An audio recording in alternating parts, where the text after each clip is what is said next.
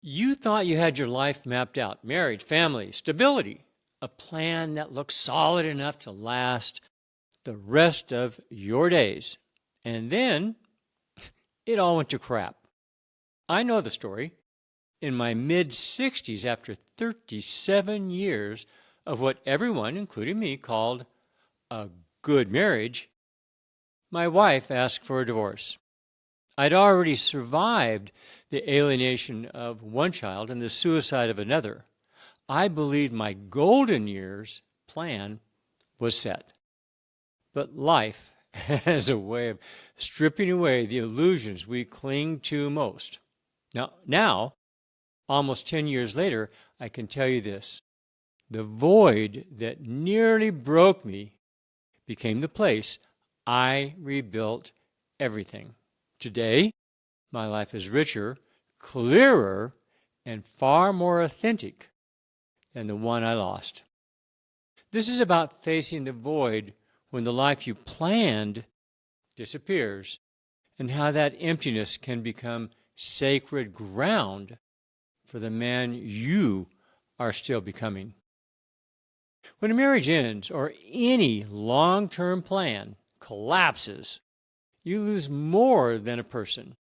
You lose an identity, the rhythm of your days, the quiet familiarity of being known. The world keeps moving, but you feel like you're standing in the wreckage of what used to be your future. The void is where the old plan ends, but it's also where the next one begins. Men struggle with the void because we're wired for direction. We move towards goals. We build, we fix, we protect. So when the mission collapses, the mind scrambles for something to do. Without direction, we kind of spiral. Before you rebuild, you have to bury what's gone. Now, that's not being melodramatic. That's maturity. You can't heal what you refuse to grieve. And grief isn't weakness. It's the body way of closing one chapter so another can open. When my marriage ended, I tried to skip that step. I filled my days with projects, noise, anything to drown the ache. But the truth has patience. It waits until you're quiet. One night I sat on the edge of my bed and finally said out loud, that life is gone. Not as self-pity, but as acknowledgement. And in that moment, the denial cracked and grief finally had somewhere to go. Men are taught to man up, move on.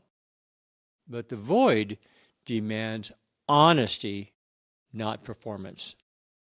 If you don't mourn the old life, you'll keep dragging its corpse into every new one. So grieve. Cry if you need to. Rage if you must. Write her name down, fold it, and burn it. Do whatever closes the book cleanly. Because only when you name the death of Plan A can Plan B begin to breathe. The void grows in kind of shapeless days. You start drifting between screens, half-eaten meals, unfinished tasks, and that's how emptiness hardens into depression. The antidote isn't grand purpose, it's simple structure. Start with 3 anchors: sleep, movement, and meaningful effort. Get up at the same time each day, even when you don't want to. Move your body, walk, lift, stretch, and do one thing that makes you feel useful every day. Purpose doesn't arrive as an inspiration. It's built through small acts of order that tell your nervous system you're not rebuilding the old life. You're laying the scaffolding for the next one. After a major loss, the mind kind of obsesses over what's missing.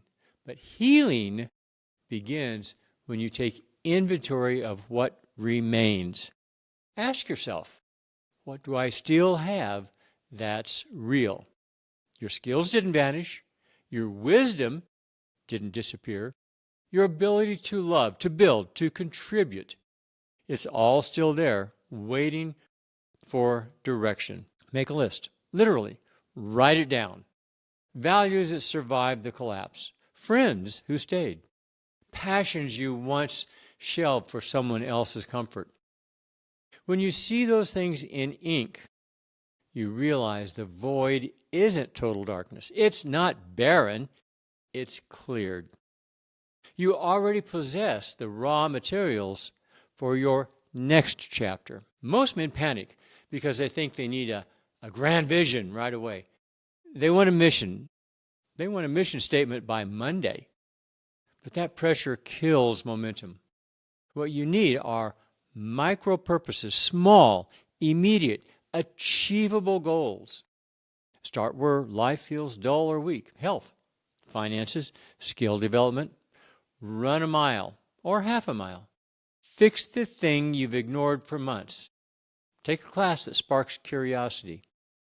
Each micro purpose is a brick, and consistency, not intensity, builds the wall of meaning. The trick is not to chase intensity, but be consistent. Do one small thing daily that proves you're still a man of action. The void shrinks every time you move. Once the noise settles, there's a moment, a quiet morning maybe, that a new question surfaces. What do I want this next season to look like? At first, you'll notice the mind trying to replicate the old life. Now, that's normal. It's muscle memory. But keep listening. Beneath nostalgia, something new is whispering. Maybe it's a desire to live simpler, maybe to serve, teach, travel, or finally build something that's yours alone. Write it down. Don't judge it. This isn't the final blueprint, it's the rough draft of a man reborn. Your next plan doesn't have to resemble the old one. In fact, it shouldn't, because you're not the same man anymore. The first plan was built from what you thought life should be a long time ago. The new one will rise from what you know matters. And here's the truth. I wish someone had told me sooner. The void isn't punishment. It's a blank page. When the old life collapses, the universe hands you raw material, grief, solitude, silence, time. You're not starting from zero, you're starting from clarity. That's not tragedy, that's transformation. When you see it that way, the void becomes kind of sacred. It's not a hole to escape, it's a forge. Everything unnecessary burns away until only truth remains. From that truth, you begin to live. Not reactively, but intentionally. People talk about reinvention like it's glamorous. Well, it's not. It's quiet, unglamorous work. It's showing up for yourself when no one's watching. It's doing laundry, paying bills, cooking for one, and letting that be enough. There's a dignity that grows in those moments, a slow burn strength. You're not rushing to prove anything. You're just becoming solid again. That's the foundation mature masculinity is built on. Not perfection, not image, but steadiness. When everything you planned is gone, you meet parts of yourself that only silence can introduce. You learn patience, the kind forged by waiting for your soul to catch up. You learn humility because control was always an illusion. You learn discernment, what truly deserves your energy and what doesn't. You learn freedom, the quiet power of having nothing left to lose, which paradoxically makes you unstoppable. The man who has rebuilt himself from ashes doesn't chase validation anymore. He doesn't beg to be understood. He simply lives aligned with what's real. That is who you are becoming. One day you'll catch yourself laughing for no reason. You'll make coffee and notice the light through the window and realize the heaviness that was weighing you down is gone. You won't even know when it left. That's the sign you've crossed over. You're no longer living from memory, you're living from presence. You didn't just fill the void, you transformed it. The life you planned is gone, but the life you choose is still in front of you. The void isn't the end of your story, it's the blank space waiting for your next sentence. So here's my question for you. What's one small way you're starting to fill the void today?